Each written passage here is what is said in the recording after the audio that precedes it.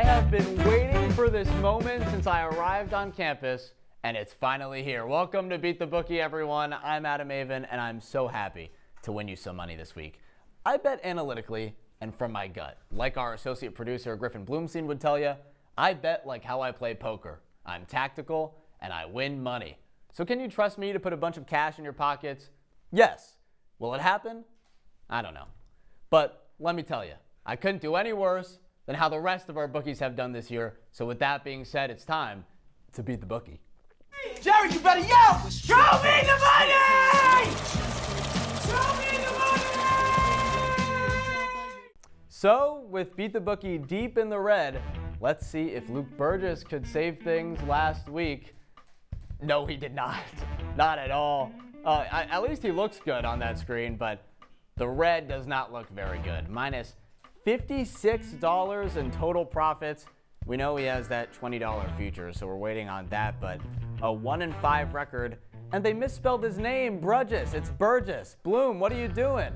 All right, whatever. Let's take a look at everybody and what we got going on in our fall standings. Minus 260, if I'm not mistaken. Last semester, we finished up that much, and so we are completely in the wrong direction right now. Arnav's name is spelled wrong still. I mean, this is atrocious. We have 2 name misspellings at the top of our show, and correct, that subline on that full screen. Holy moly, this is bad. And that goes for both the amount of money we've lost and the spelling by our producer, Griffin Bloomstein. But with that being said, it's time to get things going with our games of the week. And we start in Athens, Georgia, where the number 9 Bulldogs will take on the number 5 Rebels. 2 great programs, 2 great coaches, but one of them is undefeated and the other one is not. Ole Miss has been on a roll this year, now at 6-0. They put up points when they need to and can win the close games like they have in the past 2 weeks against LSU and Washington State. That being said, Georgia bounced back very well after its lone loss to Bama with 2 conference wins, albeit against 2 weak opponents. I do not like the Georgia Bulldogs, but my heart is telling me 2 things.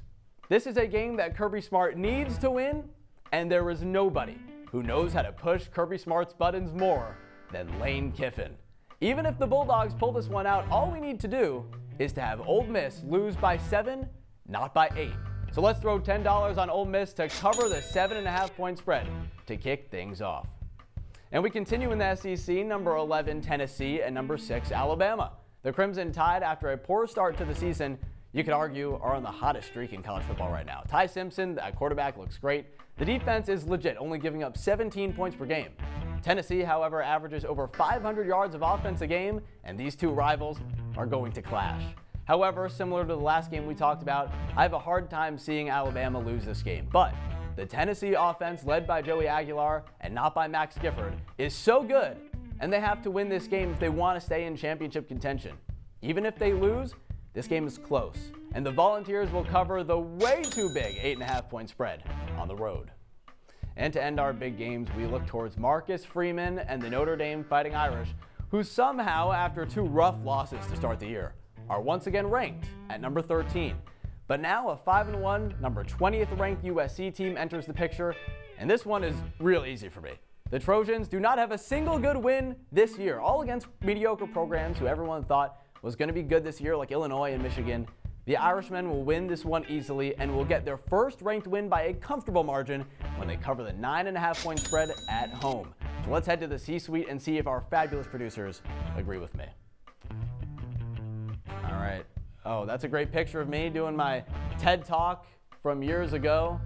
And they disagree with me on both of the first 2 games. At least we come together for that minus 9.5-point spread where Notre Dame is the heavy favorite in that one.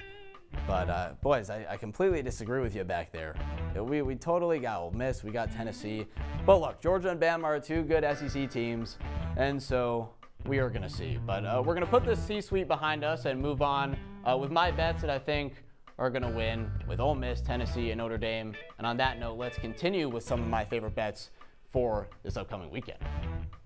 So beat the bookies in a deep hole that Jake Klein and company dug us, so we need to climb back. I play the numbers, small underdogs, and some favorites that win us our money back, So let's get started with a team that I have so much faith in right now and might be the most underrated team in the country. Number 7, Texas Tech. In 6 games this year, the Red Raiders scored 34 or more points in every game and haven't given up more than 17 points in any game to its opponents. Arizona State is a good program, but Kenny Dillingham doesn't have the same playoff team he had last year, and we also don't know if starting quarterback Sam Leavitt will play in this one.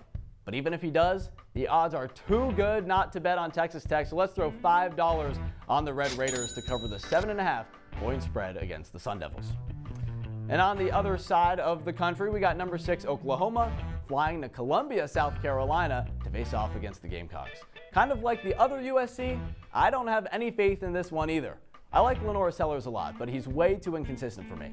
And on the other hand, John Mateer for the Sooners is so consistent that last week's loss to Texas was weird to me. I think OU bounces back in a big way on the back of John Mateer. This game sits with the Sooners as 5.5 point favorites, but that seems too small to me.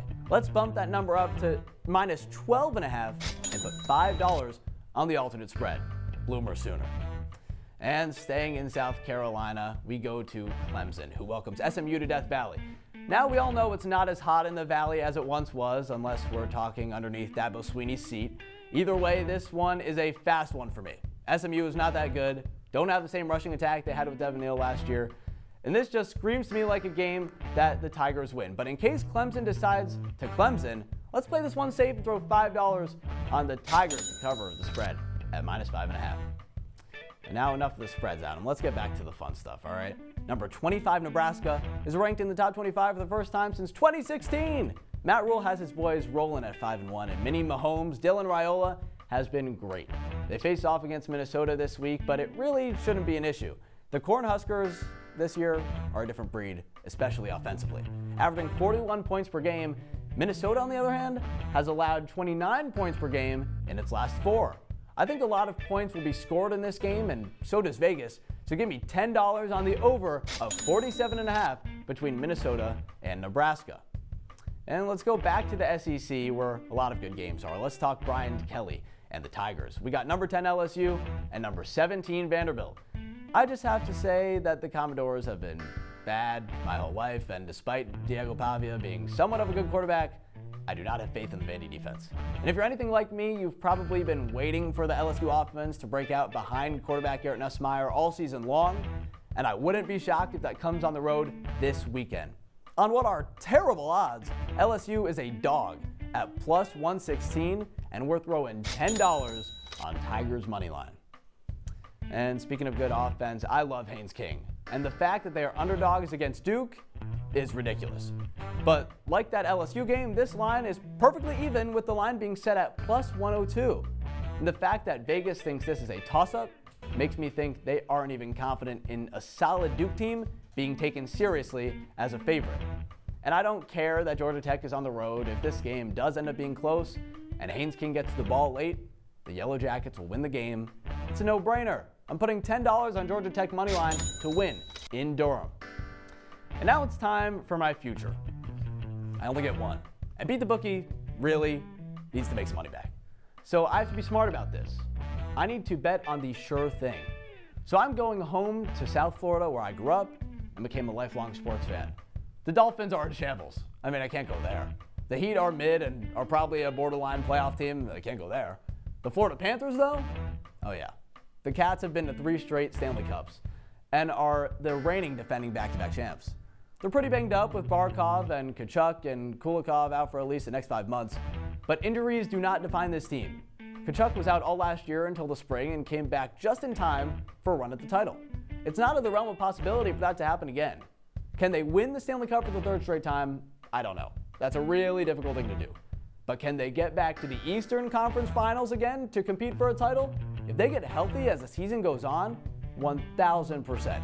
The odds are too good, and yes, it is far in advance, but as sure of a thing as it gets. Give me the Florida Panthers to reach the Eastern Conference Finals at plus 200. Now let's take a look at all the other futures that we have in the works here on Beat the Bookie from all of our other bookies from this semester. Luke Burgess just last week has the Panthers making the Eastern Conference Finals just like myself. That's crazy. I think that's a mistake. I think it's supposed to be me. However, We do have Max Gifford with the Chiefs AFC champs. I mean, they're even right now. I don't fully hate that. I think the NFL might help us make some money back. I know Josh Richardson, my dear friend Josh Richardson, is big on Kyle Raleigh and Big Dumper getting the MVP. Look, do we think that can happen? I think a lot of people say it's going to be Aaron Judge. But he really believes in that guy on the Mariners there. And so if Kyle Raleigh wins MVP, then we're going to make some bank here back on Beat the Bookie and try and climb back from this big hole that we are in. Oh, my guy Nico Horning. What was he doing? It was way too late in the season. It was way too late in the season. And that Iowa State Big 12 champ is not going to be a thing either. All right, so our futures look like they're already failing. Oh, there we go. We fixed Luke Burgess. Carson Beck winning the Heisman. Now, that is actually something that can happen. Do I think it's going to happen? No. But we'll see. And speaking of Carson Beck in Miami, I think it's about time that we get to my parlay.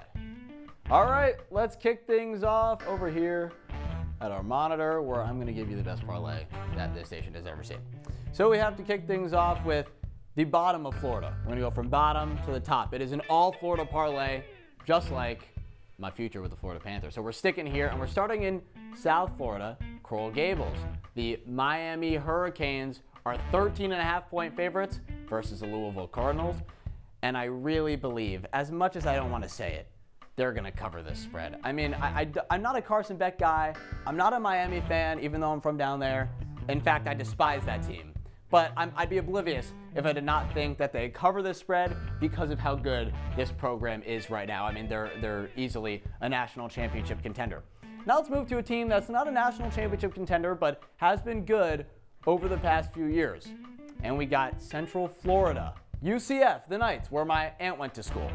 They play a West Virginia team that is okay, mediocre. But the spread for this game is within a touchdown, which makes me think this could be somewhat of a toss-up. But with the money line at -280, I feel pretty confident in my Knights pick here. We're going UCF money line as the second leg of this parlay. We couldn't get an old logo like the other ones. We just have, is this the old one? I don't know. It looks like the same as the new one, but it's still okay. Those are our first two.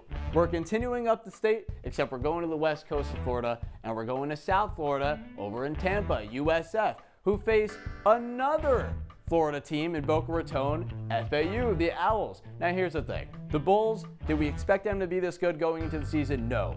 Are they this good? Yeah. Yeah. I mean, they really are. The 19th ranked USF Bulls are really moving things along. They have a really exciting offense, and FAU does not have anything really exciting about them at all. I like the Owls. They were good in college basketball a couple years ago. Hopefully they get back there again. But this is football. It doesn't matter. Give me USF to cover a massive 21.5-point spread. Last game they put up like 63 points. This one seems pretty easy to me. Let's continue our way up. We're going to the Panhandle to Tallahassee.